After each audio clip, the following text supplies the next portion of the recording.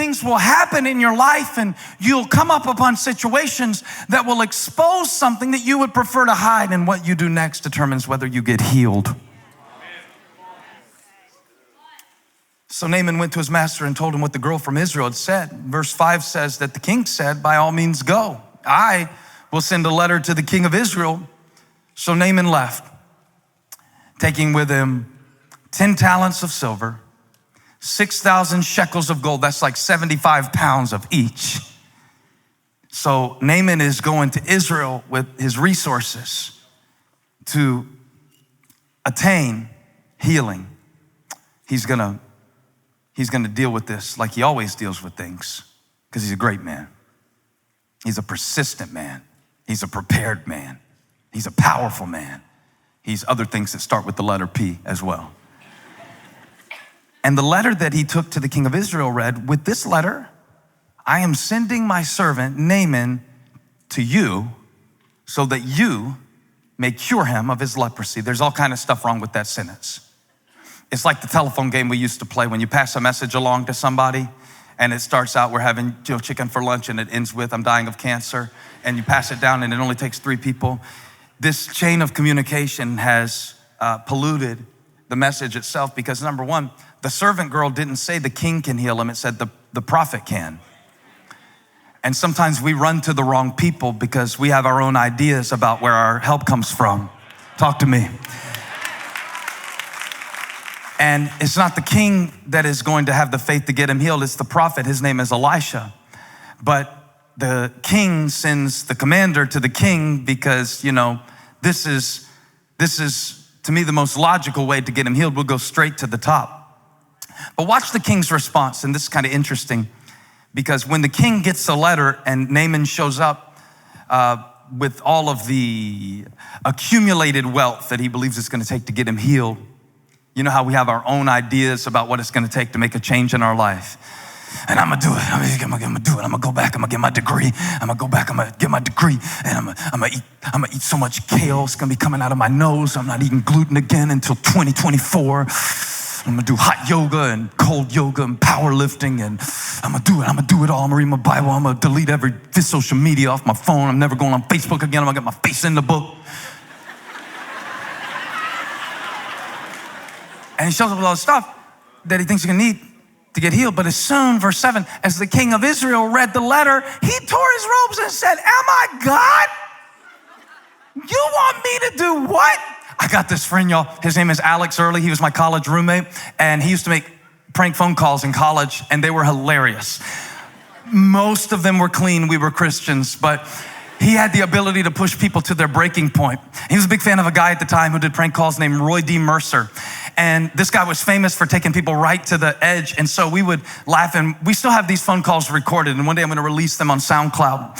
And these phone calls to me just bring me joy at times in my life, because everybody's reaction was the same. He'd make up a million scenarios, He would use this name, this alias, Dwayne McGraw, D-U-W-A-I-N-E,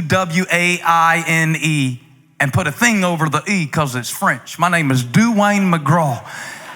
And he'd say, my boy Bobby is throwing up all over the shag carpet because I came to your grocery store and I bought bad milk.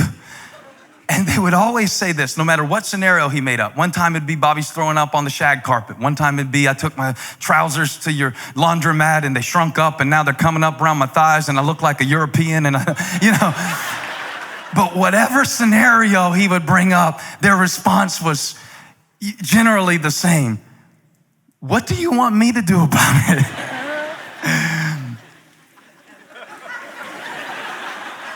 Wait, the king is like, you brought me a leper? Do you think I'm God? I'm not a doctor. I'm a king. Have you ever felt like life brought you something that was above your pay grade to handle? God, they're doing that thing again where they sit there and look at me like they always have it together and they have all the answers. Because I looked at my kids the other day and said, I am not Google.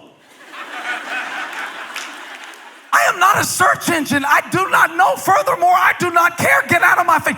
Sometimes I wake up in the middle of the night and replay things that I've said to my kids and feel so bad that I have to get up and baptize myself in the bathtub and get saved again, just as I am, without one plea. Oh, Lamb of God, what do you want from me? I'm only a man. And the king says, I know what this is. This man, watch, can I kill and bring back to life? He's triggered because he is confronted with a situation that he is unable to transform.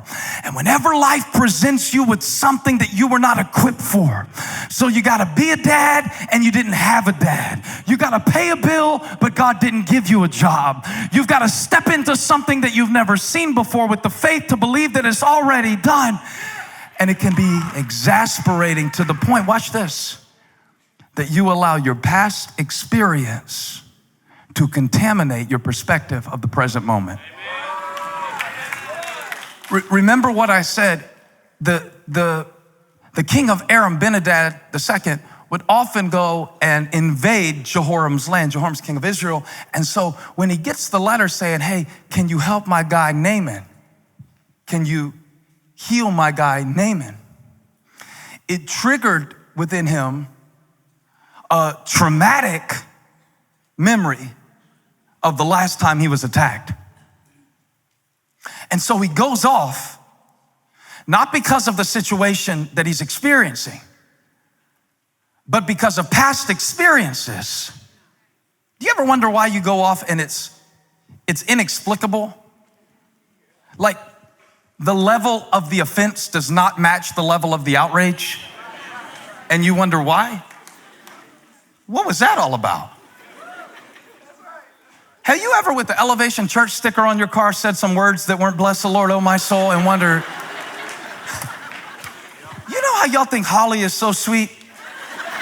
One time in college, she was singing a worship song in her Ford Contour, and the song said, I was there, I was in the passenger seat. The song said, you are so patient with me, Lord. She didn't get to Lord before she was screaming at the Dodge Ram that pulled out in front of her. And she's loud. Holly is loud. When she's up here at Reflect, she'll be smiling, but I'm gonna tell you something about Holly Furtick.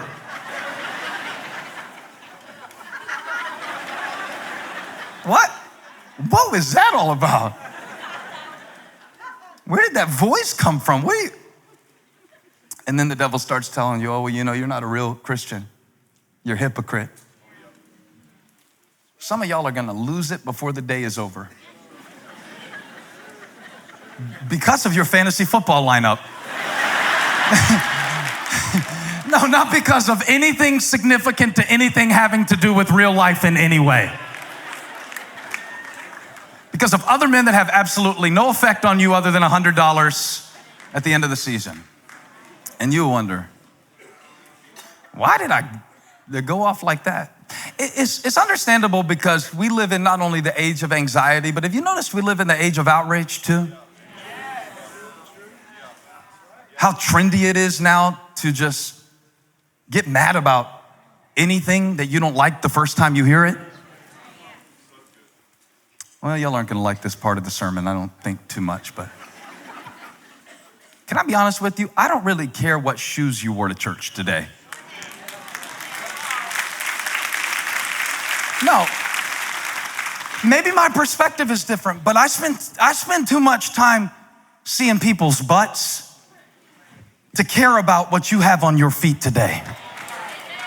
So I don't have time when teen suicide is at an all-time high to check and see if you're wearing Adidas or Nike, if you got Yeezys or you want to just do it. I don't really have time to debate with you about a swoosh or a commercial or get mad about, I really don't have time for it up here when people's lives are on the line. I really don't have time for it in here when people are on antidepressants at a rate that's making them more depressed, but they don't know where else to turn, and we'll run into all kinds of places that are leaving us empty. But we want to fight. There will be at least one comment on this YouTube video about the holes in my jeans. Are you for real right now?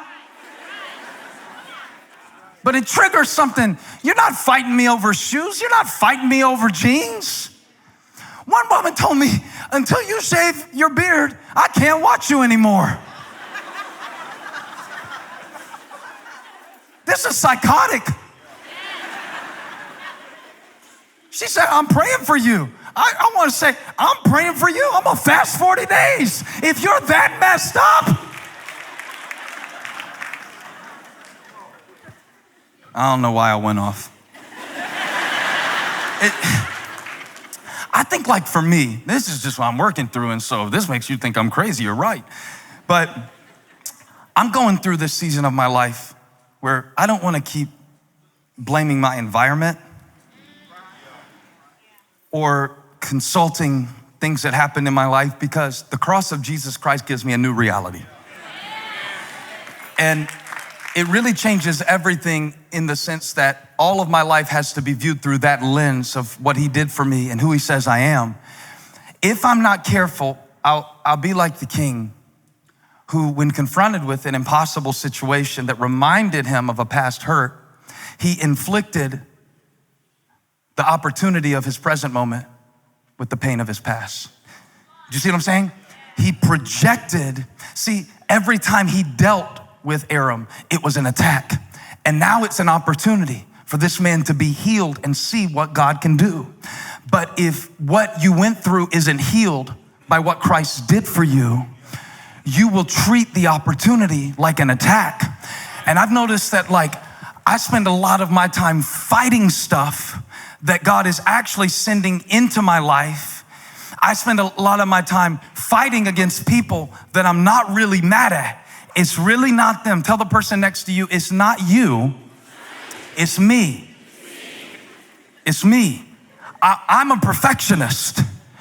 And so sometimes when things aren't just like I want them to be, or here's what really happens. It really happens with my expectation. Put that word up there. Because when I expect it to be one way and it's the other, like when I went off on my dad a few years ago, it was because I rented him a house. I moved him and my mom to Charlotte. I didn't move him. I hired movers, and then they got fired because my dad was crazy. And it was so funny. It really wasn't funny. It's funny now. Can we laugh about it? Okay. But the day I went to see him, and the story has a happy ending, and we, ended up being together, and it was good and all that. But in between, remember, Naaman gets healed at the end of this story, but there's some stuff in the middle that I want to talk to you about, because in the middle of that whole messy situation with my dad, I remember going over to check on him one day, and I was so proud of the house that Holly had found that we rented for them, and my mom liked it, and she was happy. And my dad, the first thing he said when I walked through the door, he said, "This ain't gonna work, Bo." And I know honor your father and mother in the Lord. I know that Bible verse. I promise you, I know it. I even know that honor is kavod in Hebrew, and it can also be translated glory and weight. But the only thing I wanted in that moment, I'm gonna just be honest with you, I don't like to be disrespected. And it felt disrespectful to me. And so I went off. And it really wasn't what he said, because really what he wanted was just a few small tweaks, but I couldn't hear that anymore, Because my expectation was that he was gonna meet me at the door and give me a big old hug and say, "My son, in whom I am well pleased." And the dove would descend. But he didn't read my script. What do you do when people don't read your script? Meet your expectation. And here's where the story gets good, because I want you to notice that the same event that triggered the king and made him go into fear mode which is usually what's happening when we're lashing out or withdrawing, because not everybody fights outwardly. Some of us bottle it up inwardly, and then we never go off. One day we just tap out. And you wonder, how did they drop like that? Well, it's usually a series of unmet expectations. In this case, the king of Israel, Jehoash, he's traumatized to the point that he thinks that everything is a fight. It says it in the text. See how he is trying to pick a quarrel with me. That's verse 7. See how they're looking at me? See, they didn't even wave at me. See, this is a Southern thing. You're supposed to wave at people when you drive by them. The town I grew up in, you waved at everybody. And the first time that we were driving through the neighborhood and Holly didn't wave at people, I corrected her. I was like, what is wrong with you? She's not from Moncks Corner, she's from Miami. And it's a different culture. It's an inferior culture of rudeness. And so anytime that you've been used to in your life, you've been used to fighting. If life has really been a fight for you, if you've had to fight for your mental health, or you've had to fight for your emotional health, or if you've had to fight through issues of bitterness and forgiveness because of abuse, if you've had to, fight for your own and fight to make it, or if you had to fight your own family, when you've had to fight over and over again, everything looks like a fight. Everything looks like a threat. Everything sounds like an insult.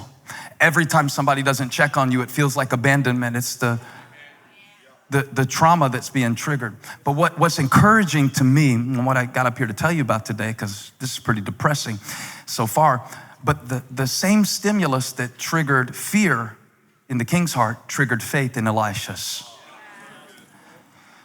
The Bible says in verse 8, when Elisha, the man of God, heard that the king of Israel had torn his robes, he sent him this message. Now watch this. The king said, who do you think I am? You think I'm a healer? Elisha said, I know God is a healer. So watch this. Have the man come to me, and he will know that there is a prophet in Israel. This man said, where you see opposition, I see opportunity. And the same thing that triggered you to tear your robes and freak out and fall down in fear triggered Elisha to rise up in faith. Elisha said, send him to me because the word of God is with me. Now, Elisha has an experience to build this expectation on. Elisha has healed the waters at Jericho. Elisha has multiplied the widow's oil. Elisha has spoken to barren wombs, and when that child died, spoke life and it resurrected from the dead. Elisha has dug ditches in dry valleys and seen God bring water from the direction of Edom. Elisha has seen God do things that only God can do. And so when an impossible situation that is beyond him shows up, Elisha knows what to do. Bring him here to me. I got something for Naaman. I heal lepers for breakfast. Bring him to me, and he will know not how great I am, but how great God is. And so, watch verse 9. I love this story.